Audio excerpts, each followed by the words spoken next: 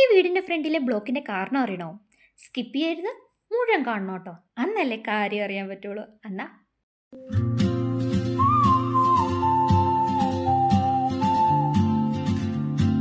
എവിടെ പോകണമെന്നറിയാതെ ബോറടിച്ച് പണ്ടാരടങ്ങിയിരുന്ന ഞാൻ പുറത്തേക്ക് ഇറങ്ങിയപ്പോൾ ദാ പുറത്ത് നല്ല മഴക്കാറ്. എപ്പം വേണമെങ്കിലും മഴ പൊട്ടാം.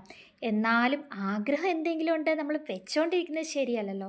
അപ്പത്തേനും ഞങ്ങളെ കൂട്ടാതെ ദേ നടന്നു പോയിട്ട് വരുന്നു. അപ്പം എവിടെ പോയതാന്ന് ചോദിച്ചപ്പം പറഞ്ഞടി അവിടെ പാലത്തിൻ്റെ പണി നടക്കുന്നുണ്ട്, എന്താണെന്നറിയാൻ വേണ്ടി പോയതാന്നേ. ഏതും പോരാത്ത ഞങ്ങൾ വീട്ടിൽ ഒറ്റയ്ക്കിരിക്കല്ലേ, എന്നാൽ ഞങ്ങളെയും കൂടെ കൂട്ടത്തില്ലായിരുന്നോ എന്നൊന്ന് ചോദിച്ചോട്ടെ.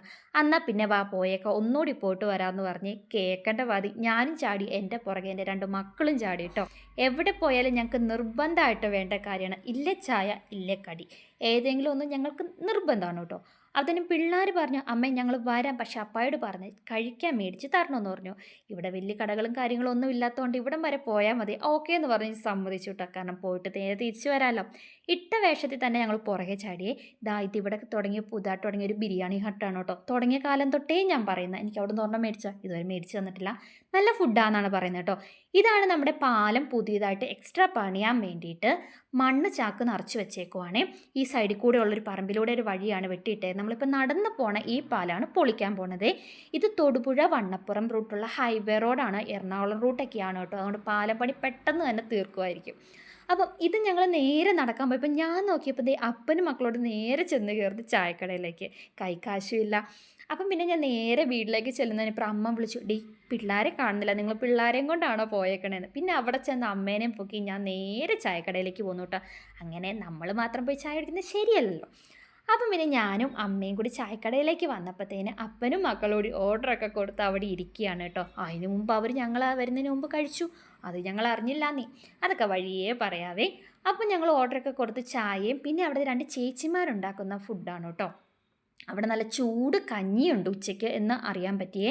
നല്ല 10 രൂപ ചായയാണ്, ചായക്കും കടിക്കും എല്ലാം 10 രൂപയുള്ളൂ കേട്ടോ. നല്ലതാണ് കേട്ടോ. അന്നത്തെ ഫുഡ് നല്ല എന്താ പറയുക, നല്ല ടേസ്റ്റുള്ള സാധനങ്ങൾ തന്നെയാണ്. ഓവർ ഓയിൽ എന്നൊന്നും പറയുന്നില്ല കേട്ടോ. അപ്പം ഞങ്ങൾ അവിടെ ഇരുന്നെല്ലാം ചായയെല്ലാം കുടിച്ച് മാക്സിമം കിട്ടുന്ന അവസരം നമ്മൾ പാഴാക്കാൻ പാടില്ലല്ലോ, ഇല്ലേ. ഇത് തന്നെയാണ് ഞാനും ചെയ്തത്. നോക്കി പോയിട്ട് വരുന്ന വഴി കടലമുട്ടായും പോയിക്കൊണ്ടാണ് കേട്ടോ വന്നത്. പിന്നെ പോരുന്ന വഴി അമ്മ ഞങ്ങൾക്ക് ചാമ്പങ്ങ പറിച്ചു തന്നു കേട്ടോ. തൊട്ടപ്പുറത്തെ വീട്ടിലാണ്. ഞാൻ പറഞ്ഞ പിള്ളേർ കാണണ്ടാന്ന് പറഞ്ഞിട്ടുണ്ട്, നിറച്ച് ഉറുമ്പാന്നേ അവിടെ. എന്നാ ചെയ്യാനാ. ഞാൻ പറഞ്ഞ ട്രാഫിക് ബ്ലോക്ക് ഇപ്പം മനസ്സിലായോ? ഇതാണ് കേട്ടോ. അവിടെ പാലം പൊളിച്ചു.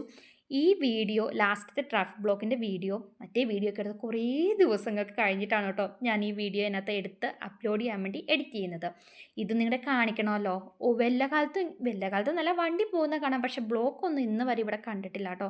ഇപ്പോൾ എക്സ്ട്രാ പണിതേക്കുന്ന മറ്റേ പാലം, മെയിൻ പാലം പൊളിച്ചിട്ട് നമുക്ക് ചെറിയൊരു പാലം പണിതേക്കുന്നത് ചെറുതാണ്. അപ്പോൾ അങ്ങോട്ടും ഇങ്ങോട്ടും ഒരുപോലെ വണ്ടിക്ക് പാസ് ചെയ്യാൻ പറ്റില്ല കേട്ടോ. അതുകൊണ്ടാണ് ഒരു സൈഡിലെ വണ്ടി മുഴുവൻ പോയി കഴിഞ്ഞാൽ അടുത്ത സൈഡിലേക്ക് വണ്ടി വരാൻ പറ്റൂ. അതാണ് നമ്മുടെ ഈ വീടിൻ്റെ ഫ്രണ്ടിൽ ചെറിയൊരു ബ്ലോക്ക് കാണാൻ പറ്റുന്നത്. ഇതാണ് കേട്ടോ ഞങ്ങളുടെ ഇപ്പോഴത്തെ പാലത്തിൻ്റെ അവസ്ഥ. എത്രയും പെട്ടെന്ന് പണിയെല്ലാം തീരുമായിരിക്കും. കാരണം ഹൈവേ റോഡ് ആയതുകൊണ്ട് പാലം പണി വെച്ചുകൊണ്ടിരിക്കാൻ പറ്റില്ല കേട്ടോ. അപ്പോൾ നേരത്തെ എത്രയും പെട്ടെന്ന് നല്ലൊരു പാലം ഞങ്ങൾക്ക് വരുമെന്ന് വിശ്വസിക്കുന്നു. അപ്പം ഇതാണ് ഞാൻ പറഞ്ഞ ആ ചെറിയ ബ്ലോക്കിൻ്റെ കഥ. ഉത്സവമെല്ലാം മനസ്സിലായി കാണുമല്ലോ. പാലം കാണാൻ പോയി ചായയും കുടിച്ച് തിരിച്ച് ഹാപ്പി.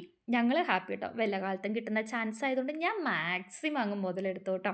അപ്പം വഴി ബാക്കി വിശേഷങ്ങളൊക്കെ ആയിട്ട് പുതിയ വീഡിയോസുമായിട്ട് പുറകെ വരും. ഇഷ്ടമാണെങ്കിൽ ഒന്ന് സബ്സ്ക്രൈബ് ചെയ്ത് സപ്പോർട്ട് ചെയ്യൂ.